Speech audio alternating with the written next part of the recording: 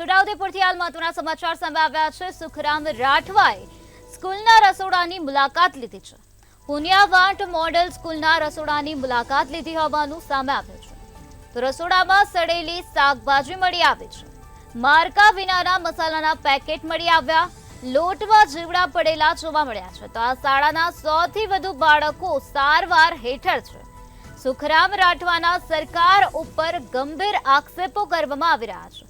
તો સુખરામ રાઠવાએ સરકાર પર આકરા પ્રહાર કર્યા છે। આ શાળાના 100 થી વધુ બાળકો અત્યારે સારવાર હેઠળ છે। રસોડામાં સડેલી શાકભાજી મળી આવી છે, તો બીજી તરફ માર્કા વિનાના મસાલાના પેકેટ મળી આવ્યા। લોટમાં પણ જીવડા પડેલા જોવા મળ્યા છે। તો આજ મુદ્દે વધુ માહિતી આપવા માટે આપણી સાથે સંવાદદાતા સલમાન મેમણ જોડાઈ ગયા છે।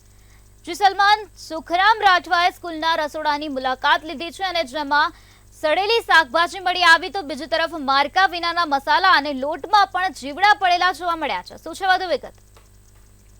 બિલકુલ, આપણે જણાવી દઉં કે છોટાઉદેપુર જિલ્લાની સરકારી જે પુનિયાવાડ ખાતે આવેલ મોડેલ સ્કૂલ છે, તેમાં 100 થી વધુ જે બાળકો જે છે તે વિવિધ હોસ્પિટલોમાં સારવાર લઈ રહ્યા છે। ખાસ કરીને કોંગ્રેસ અને ભાજપ એટલે કે બંને પક્ષના નેતા દ્વારા જે હોસ્પિટલની મુલાકાત જે છે તે લેવામાં આવી છે। આ ઉપરાંત હવે જે કોંગ્રેસના પૂર્વ વિપક્ષના નેતા અને કોંગ્રેસના નેતા સુખરામ રાઠવા જે છે તે પુનિયાવાડ ખાતે પહોંચ્યા હતા અને મોડેલ સ્કૂલના રસોડાની જે છે તે મુલાકાત લીધી હતી। તે દરમિયાન ચોંકાવનારા જે કિસ્સાઓ જે છે તે સામે આવ્યા હતા। ખાસ કરીને લોટમાં જીવાત પડેલા જોવા મળ્યા હતા। તો બીજી તરફ શાળાના બાળકોની જે તબિયત જે લથડી છે તે બાબતે 100 થી વધારે જે વિદ્યાર્થીઓ સારવાર લઈ રહ્યા હતા તેઓની મુલાકાત કરી હતી।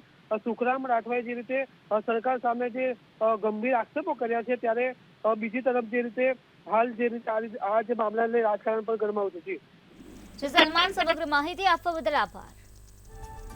તો અત્યારે સુખરામ રાઠવા સરકાર પર આકરા પ્રહાર કરી રહ્યા છે। આ શાળાના 100 થી વધુ બાળકો અત્યારે સારવાર હેઠળ જોવા મળી રહ્યા છે।